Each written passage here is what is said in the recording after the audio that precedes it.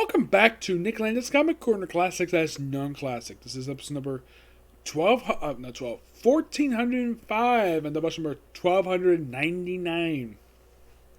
I have two Aquaman trades. First up it is Aquaman Volume 1, The Drowning.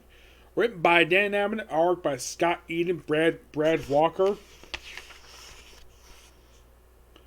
Oscar Jimenez, Mark Morales, Andrew Hensey, Wayne Fletcher, and Philip Brown. The cover art here is by Brad Walker, Gabe Aslett, and Andrew Helsey. Now, this story is basically, this book collects the first 6 issues of Aquaman Volume 8 and the Rebirth issue. Now, the thing with this one for Aquaman is that this, of course, Dan Abnett ran. This, of course, continues from the previous volume for the series. Yes, Dan Abnett. Now, here's the thing about Dan Abnett's one for this volume for Aquaman. He wrote the first 42 out of 66 issues of this book. Now, this is something you might find interesting, though. Not his first experience writing Aquaman. Nope. He actually was the writer, I believe was the writer to go over for Peter David back in the 90s. Let me take a look at that just to be sure. Yeah, because I saw it him and Andy Lanning.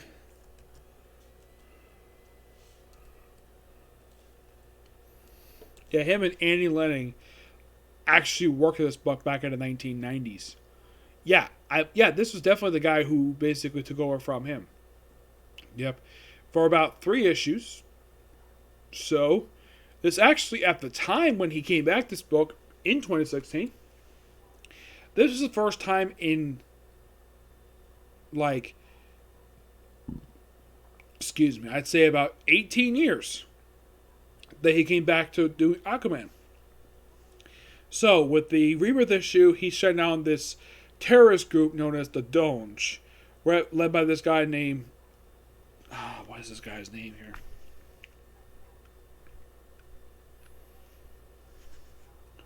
The guy leading this group, his name is, I know they list his name on here. Let's see here.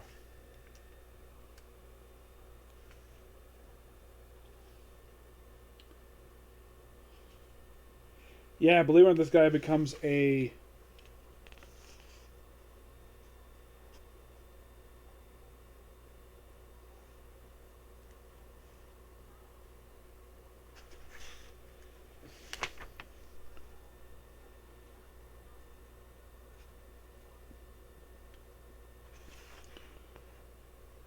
can't find the guy's name here because I know his name was listed here. Must have missed it here.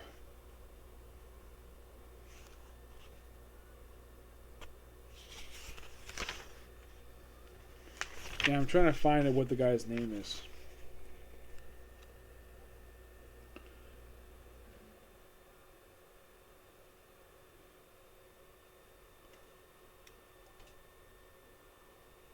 Oh. Coram Roth. That's him right there. Yeah, he becomes a player later on this run.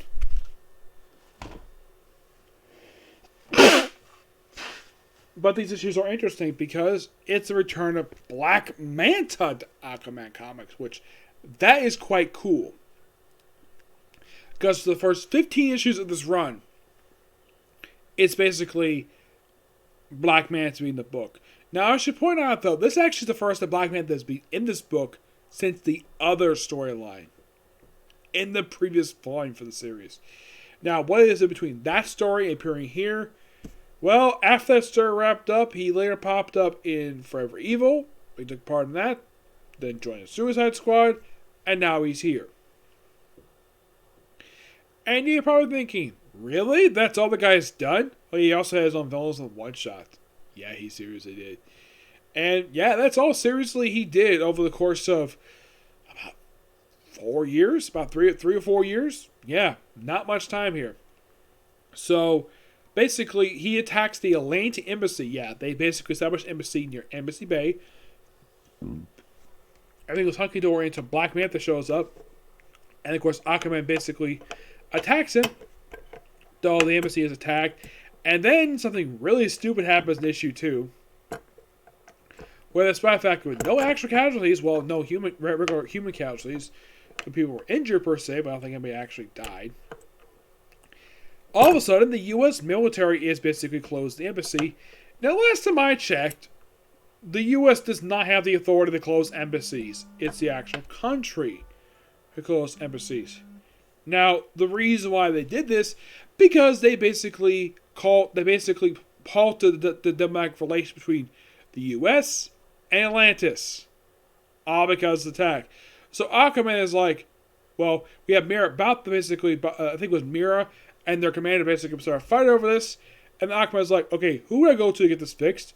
So, go to the president. Except the president apparently is not available. Yep, not available for some reason. So, talks to the idiot chief of staff, which I don't think this is based upon the real life chief of staff at this point in time this book came out.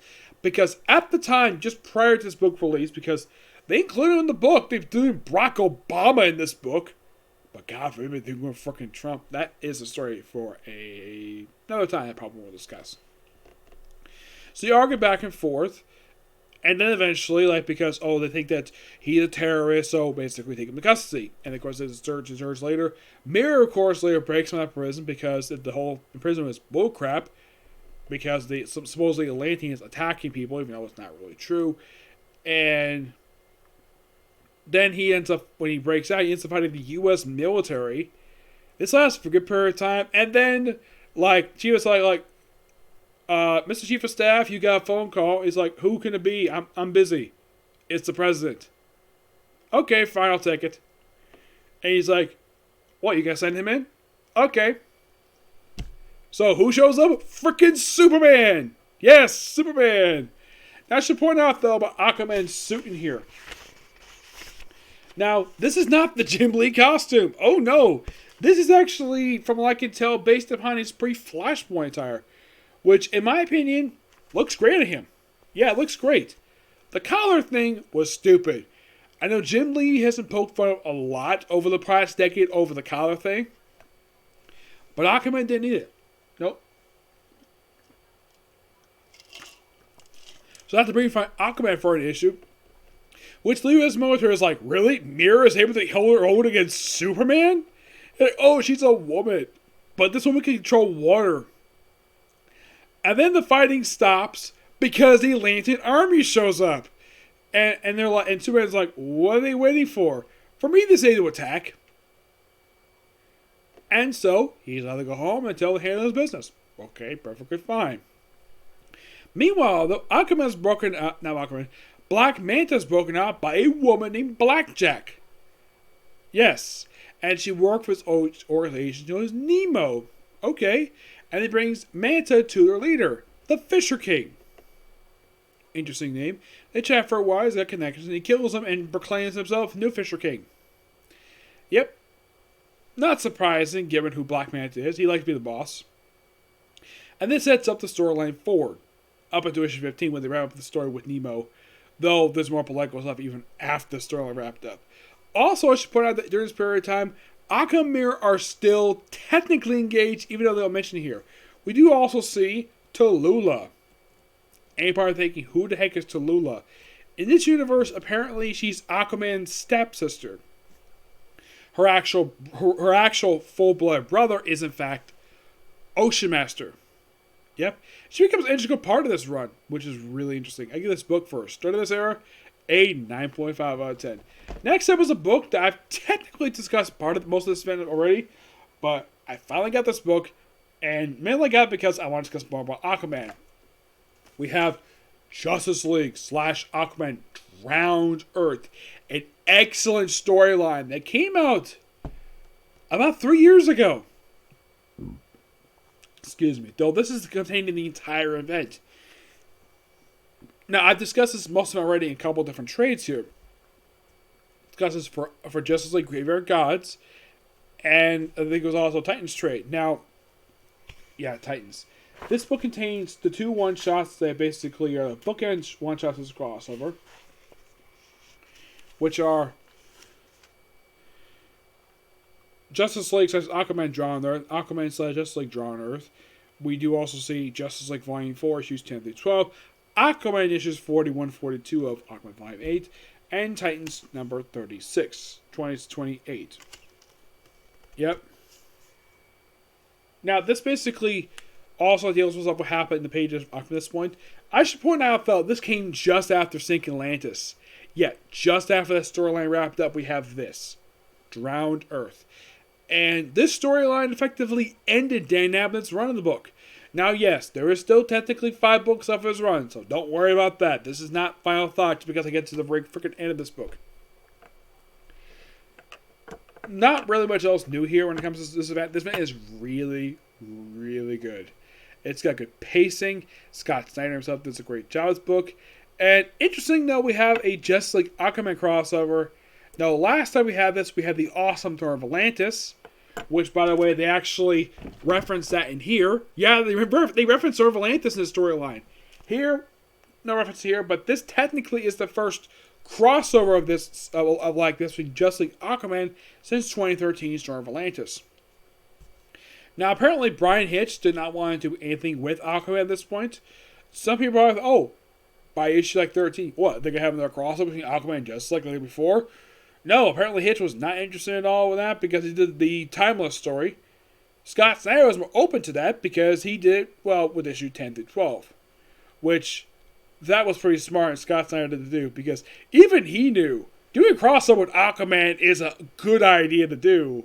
Who would have thunk would turn to something like this? Now, is it as long as Tour of Atlantis? No, not really. Tour of Atlantis is a 6-parter. This mostly put is a, well, it is most like a 4-parter, and the Aquaman issues mostly are tie-ins, but they do take place in the main story itself. Of course, Dan Abnett does co-write the one-shots for Drowned Earth, bookend one-shots, Justice League / Aquaman Drowned Earth, and Justice League / Aquaman, Aquaman / Justice League Drowned Earth.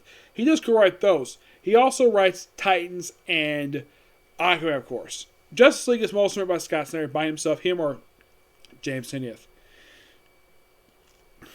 By my opinion, one of the best crossovers of 2018. Probably by far one of the best crossovers of Rebirth. This one, a 10 out of 10. An excellent story, though it does lead into the start of Kelly Sue Honig run, where Aquaman is suffering to amnesia. Yep, this is a storyline that would drag into her run for a little while before they eventually lead into a really good issue 65, where Aquaman and Mera finally marry. It only took them like a long freaking time. Yeah, the whole marriage thing becomes a big thing in this book. Yeah, right after they wrap up the whole story with Black Manta, the whole thing of Aquaman's marriage to Mera, that is a big plot point that Dan Abnett himself doesn't get time to wrap before wrap this run. It took until the end of Kelly Sue Honig's run to finally wrap up this particular plot thread. Yes, though people were against it because of bullcrap reasons. I will discuss that later. I want to get to more Aquaman trades. Yep. But yeah, that's it for particular review. And that's probably going to be a video today because I don't have more videos to talk about today. Unless I manage to get our comic corner. But aside from that, so tomorrow, I'll see you tomorrow for my review for the 7 Deadly Sins. Okay, see you next video. Bye.